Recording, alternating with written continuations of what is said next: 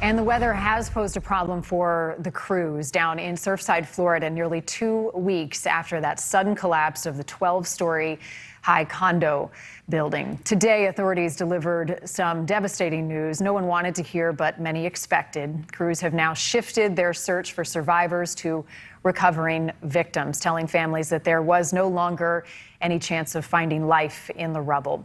First responders held a moment of silence for the victims this evening, and we have some new drone video showing the moment they prayed for families who have lost loved ones. 8 more bodies have been recovered from the site today, bringing the death toll now to 54 people.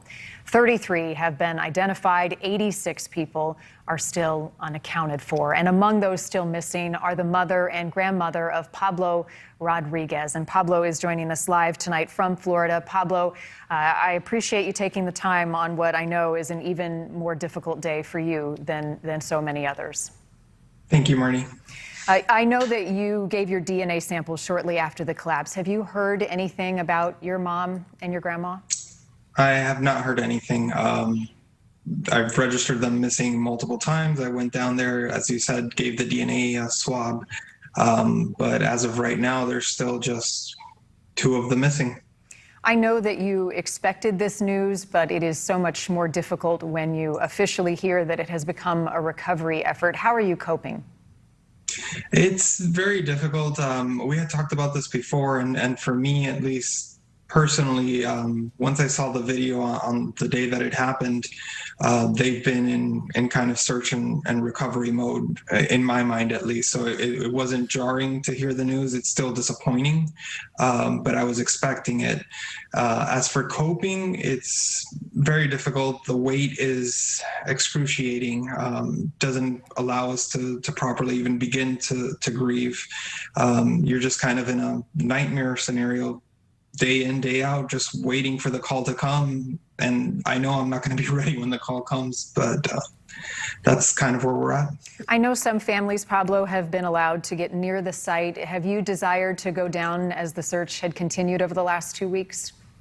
I went down there one of the times when they first allowed the families to get close. I had the intention of going on the site, but when I got out of the car that I could see the building, I collapsed on the guardrail. I couldn't even make it to the site. I just ended up crying for about 15 minutes on the side of the road.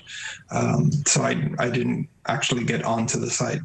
I can't imagine the grief and the heartache that you're going through. What are your plans to remember your mom and your grandmother?